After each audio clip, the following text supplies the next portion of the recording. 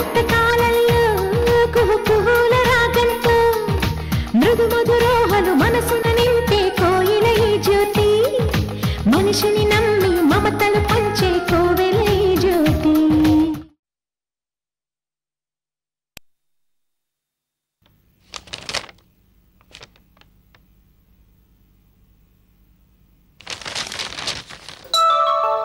యాడి coffee.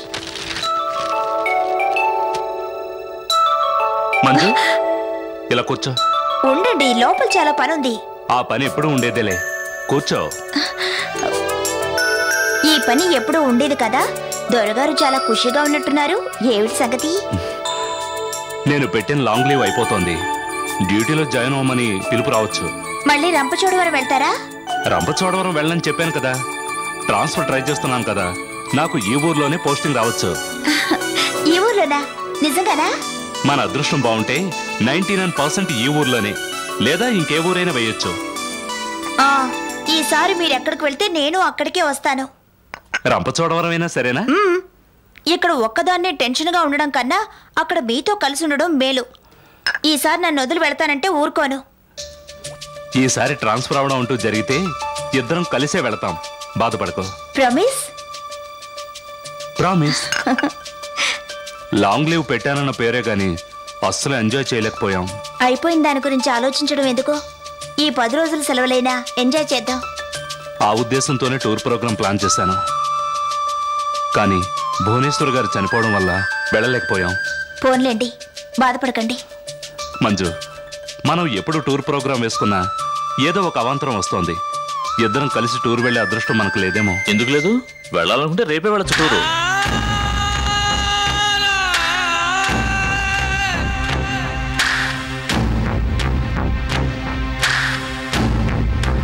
రా సుభాష్, అలా గుమ్మం దగ్గర నిలబడిపోయావేంటి? ఆలుమగల మధ్య పానకంలో పుడకలాగా నేనెందుకు? పైగా మీరు పర్సనల్ గా మాట్లాడుకుంటున్నారు. నీకు తెలియని పర్సనల్ విషయాలు ఏమున్నాయరా? రారా కూర్చో. అవును, ఏమన్నావురా? టూర్కు వెళ్ళాలనుకుంటే రేపే వెళ్ళొచ్చా? ఎలా? అదేమిటి మంజు, మంచి న్యూస్ చెప్తుంటే వెళ్ళిపోతామేంటి? కూర్చో. కూర్చో.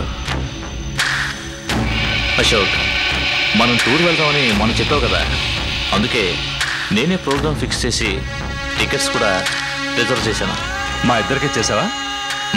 నేను రానంటే నువ్వు ఒప్పుకో. అందుకే నీకు, నాకు, మంజుకి టికెట్స్ బుక్ చేశాను. రేపు నైటే మన ప్రయాణం. విన్నావు కదా మంజు, రేపే మన టూర్ ప్రోగ్రాం. నేను రావడం లేదు. ఎందుకని? లేకపోతే ఏమిటండి, భువనేశ్వర్ గారు పోయిన బాధలోంచి ఇంకా ఎవరూ తేరుకొని లేదు. ఇలాంటి పరిస్థితుల్లో టూర్ వెళితే ఏం బాగుంటుంది చెప్పండి? మనం మాత్రం ఎంజాయ్ చేయగలమా? అవును మంజు, నువ్వు చెప్పింది కరెక్టే. సారీ సుభాష్, మనం ఇంకోసారి వెళదాం. టికెట్స్ క్యాన్సిల్ చేయి.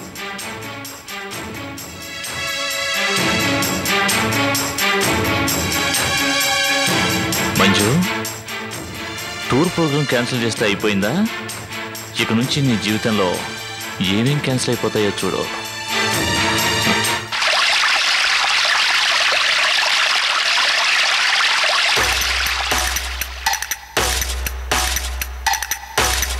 Sweety, Sweety, Sweety. ఏంటంటీ అంత గట్టిగా పిలిచావు? ముందు మెల్లగానే పిలిచాను. అలాగా? నాకు వినపడలేదు. కాదు, వినిపించుకోలేదు. రెండూ ఒకటేగా? ఎలా అవుతుంది? వినపడకపోవడం చెవుడు, వినిపించుకోకపోవడం పరధ్యానం. ఎంబ్రాయిడరీ చేస్తున్నాను కదా. ఏమిటి కుట్లు అల్లికల్లో పడ్డావు? కంప్యూటర్ అయిపోయిందా? అయిపోలేదు, వెళ్తున్నానుగా. ఏమో, నీలో ఏదో మార్పు వచ్చింది. ఏం మార్పు?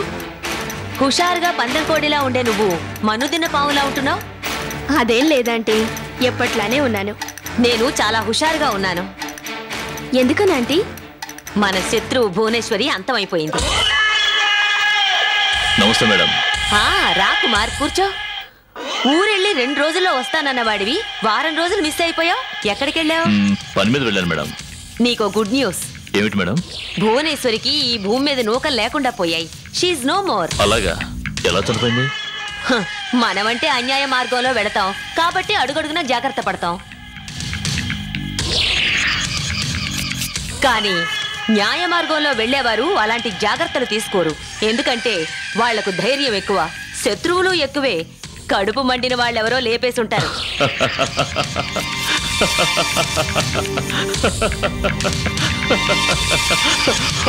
ఆ భువనేశ్వర్ ప్రాణానికి మంగళం పాడింది ఎవరో కాదు, నేనే.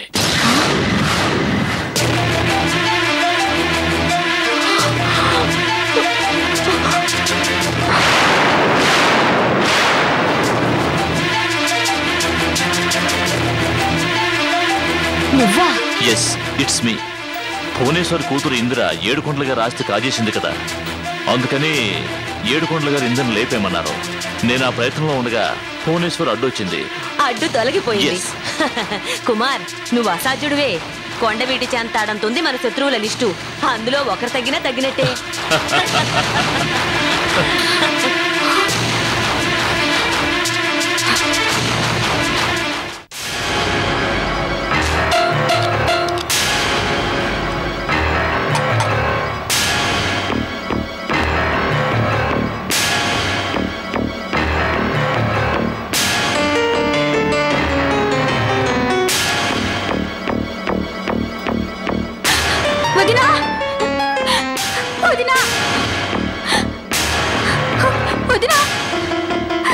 తులసి, ఏమైంది?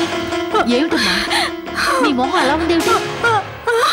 వదినా, ఏమిటిది? ఊరుకో, ఏమైందో చెప్పు. ఎలా ఊరుకోమంటా వదినా? భువనేశ్వరి గారిని చంపించింది ఎవరో తెలుసా? ఎవరు? ఏడుకొండల కుమార్కి డబ్బిచ్చి ఇందిరని చంపమని పంపాడు. కుమార్ ఇందిరకే గుడి పెట్టాడు. సమయానికి భువనేశ్వరి గారు ఇందిరని తప్పించి తాను బలైపోయారు.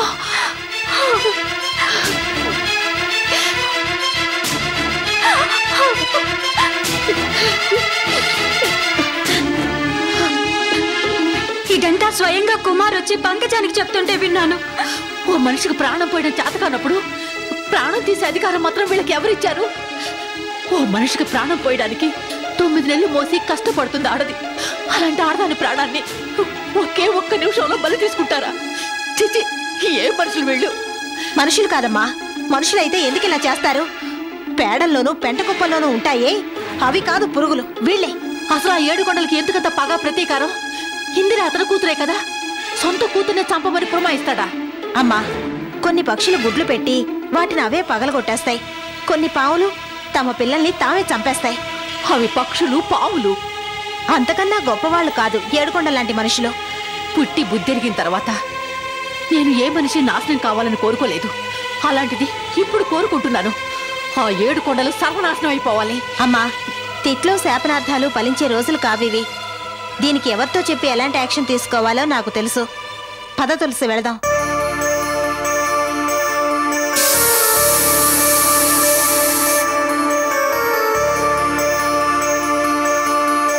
నా ఒక్కగానొక్క కూతురు జ్యోతి బ్యాంకులో పనిచేసేది. దాన్ని పెళ్లి పేరుతో ఒకడు మోసం చేసి 30 లక్షలు కాజేశాడు. గుడ్. 30 లక్షల రూపాయల కేసు అంటే కనీసం నా ఫీజు 3 లక్షల రూపాయలు అవుతుంది. ఓకేనా? అయ్యా, బతుకు పెట్టిన బాధలు ఒకటా రెండా? అసలే కృంగిపోయినాను. అంత డబ్బు నా దగ్గర ఎక్కడయ్యా? చూడమ్మా, ఇక్కడ డబ్బుతో పనులు జరుగుతాయి గాని జాలితో ఏ పనులు జరగవు. వెళ్ళు వెళ్ళు. బాబు, అది కాదు కాదు. వెళ్ళావమ్మా. గుర్కా గుర్కా బాబు. యారే, ఎందుకు ఇలాంటి వాళ్ళని లోపలికి పంపిస్తావు? వెళ్ళు వెళ్ళు. వెళ్ళవమ్మా.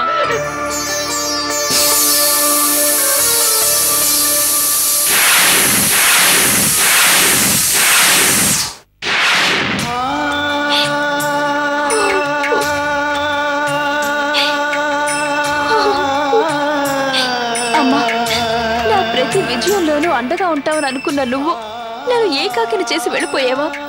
నా ఆలోచనకి పదును నువ్వు, నా ఆవేశానికి పరుగు నువ్వు. నేనెందుకోసం బతకాలి? ఎవరి కోసం గెలవాలి?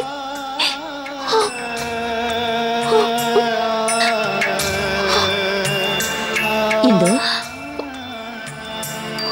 ఇందు, ఏమిటమ్మా, ఎవరి గురించి ఆలోచిస్తున్నా? అమ్మ గురించి. అమ్మ గురించా? అవునంటీ, ఈ ఇంట్లో ఎక్కడ చూసినా అమ్మే కనిపిస్తోంది. ప్రతి క్షణం అమ్మ ఆలోచనలు నన్ను వెంటాడుతూనే ఉన్నాయి. అవును, కష్టంలోనూ సుఖంలోనూ గుర్తుకొచ్చేది అమ్మే. ఊహ వచ్చింది మొదలు ఊపిరి ఆగే వరకు అమ్మ గురించిన ఆలోచనలు మనిషికి ఉండడం సహజమే. నువ్వెంత ఆలోచించినా బాధపడినా పోయినమ్మ తిరిగి రాదు. ఆలోచనలతో నువ్వు మనసు పాడు చేసుకుంటున్నావు. మనసు రూపం లేంది. మనిషి ఆరోగ్యం మీద అది చాలా దెబ్బతీస్తుంది. లేదంటీ, మా అమ్మ ఆలోచనలే నాకు బలం. ఆవిడ సమస్యలతో పుట్టింది, సమస్యల్లో పెరిగింది. ఆమెకి బతుకు సమస్య అయింది. ఆఖరికి చావు కూడా సహజంగా రాక అది సమస్య అయింది. నన్ను కాపాడి ఆమె వెళ్ళిపోయింది. బాధపడకిందు, ఏదీ మన చేతుల్లో ఉండదు. అంతా దైవ నిర్ణయం. దైవ నిర్ణయం కాదు, దుర్మార్గుల నిర్ణయం. మా అమ్మని చంపిన దుర్మార్గుడు ఎవరో తెలుసుకుంటాను. వాడిని చంపి మా అమ్మ ఆత్మకు శాంతి కలిగిస్తాను. ఆవేశపడకిందు, రండి కూర్చోండి. ఇందు, నీకు ఈ సంగతి తెలుసా? భువనేశ్వర గారిని ఎవరు చంపారో తెలుసా? ఎవరు చంపారో? కుమార్.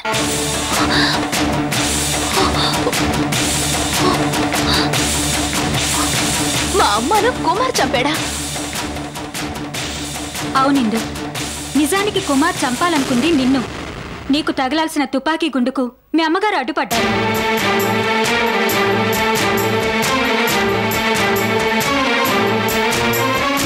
తులసి, ఇదంతా నిజమా? నిజం. ఈ విషయం కుమార్ మా అత్తయ్యతో చెప్తుంటే విన్నాను.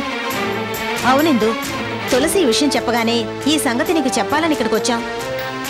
కుమార్, అయిపోయావు. ఇవాళ నా చేతుల్లో అయిపోయావు.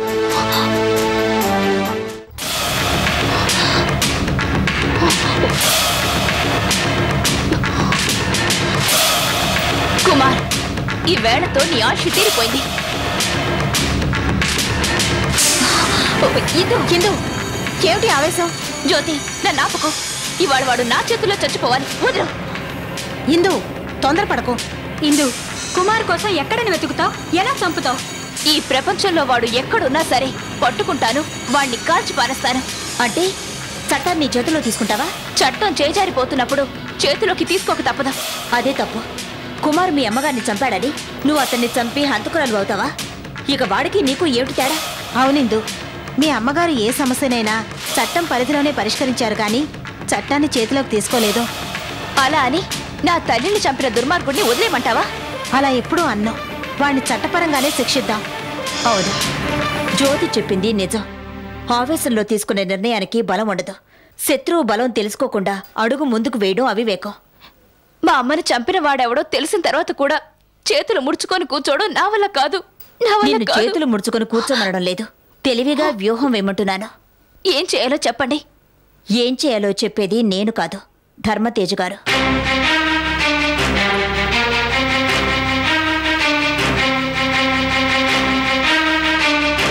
అవును, మీరు ముగ్గురు ధర్మతేజ గారిని కలవండి. భువనేశ్వర్ గారిని ఎవరు చెప్పారో వివరంగా ఆయనకు చెప్పండి. ఆయన ఎలా చెప్తే అలా చేయండి. అవునిందు, సుగుడు గారు చెప్పిన సలహా చాలా బాగుంది. ధర్మతేజ గారి దగ్గరికి వెళదాం. వస్తాను.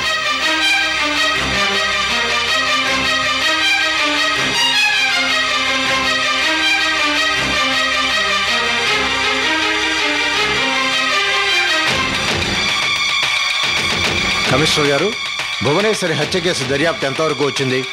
హంతకుల ఆచూకీ ఏమైనా తెలిసిందా? లేదు సార్, మా ప్రయత్నాలు మేము చేస్తున్నాం. తొందరలోనే హంతకుల్ని పట్టుకుంటాం. భువనేశ్వరి హత్య పెద్ద సంచలనం అయింది. ఆమెకు పేదవారి అండదండలున్నాయి. ఈ కేసు మీరు తొందరగా సాల్వ్ చేయకపోతే ప్రజల్లో పోలీస్ డిపార్ట్మెంట్కి ఇంకా చెడ్డ పేరు వస్తుంది. సార్, భువనేశ్వరి గారి హత్య కేసు మా డిపార్ట్మెంట్ చాలా సీరియస్గా తీసుకుంది. ఎందుకంటే ఆవిడ ఎన్నో కేసుల్లో మాకు సహకరించి డిపార్ట్మెంట్ పరువు కాపాడారు. ఆవిడ్ని చంపిన హంతకుడిని ఉరికమ్మం ఎక్కిస్తాం. ఎప్పుడు? ఎన్ని రోజుల్లో? తప్పు చేసిన ప్రతి నేరస్తుడు ఏదో ఒక ఆధారం మొదలు వెళ్తాడు. మేము ఆ వేటలోనే ఉన్నాం. ఇంతవరకు సరైన ఆధారం దొరకలేదు. ఆధారాలు దొరకకపోతే ఆరా తీసి పట్టుకోవాలి. మీరేం చేస్తారో ఎలా చేస్తారో నాకు తెలీదు. హంతకుడిని తొందరగా పట్టుకోవాలి. అలాగే సార్. సార్, ఎస్, మీకోసం ఇందిరా గారు వచ్చారు. రమ్మను. ఏ చిన్న క్లూ దొరికినా వెంటనే యాక్షన్ తీసుకుంటాం. Good morning sir. Good morning. Good morning sir. Morning. Morning sir. ఏమిటి? కూర్చోండి.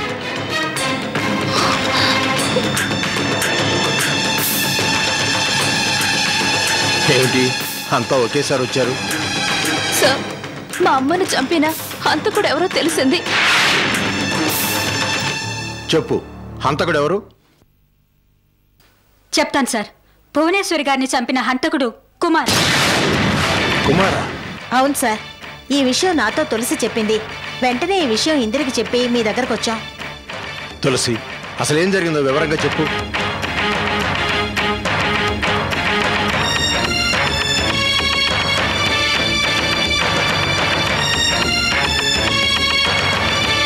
నువ్వు చెప్పిందంతా నిజమేనా? నిజమే సార్. కమిషనర్ గారు, ఆధారాలు దొరకలేదన్నారు, దొరికాయిగా? అవును సార్. అమ్మా, ఇప్పుడు మీరు చెప్పినవన్నీ పేపర్ మీద రాసి సంతకం చేసి ఇవ్వగలరా? తప్పకుండా. తులసి, నువ్వు కోర్టుకు వచ్చి సాక్ష్యం చెప్పవలసి ఉంటుంది. చెప్తాను సార్. అవును సార్, ఎప్పుడు రమ్మంటే అప్పుడు తులసి కోర్టుకొచ్చి సాక్ష్యం చెప్తుంది. జ్యోతి వదిన మా కుటుంబానికి ఎంతో మేలు చేసింది. అలాంటి మా వదినకు భువనేశ్వరి గారు ఎంతో సహాయం చేశారు. అందుకే ఆవిడ్ని హత్య చేసిన హంతకుడెవరో ధైర్యంగా కోర్టులో చెప్తాను. అతడికి శిక్ష పడేలా చేస్తాను. కంప్లైంట్ రాసివ్వండి. సార్, తీసుకో.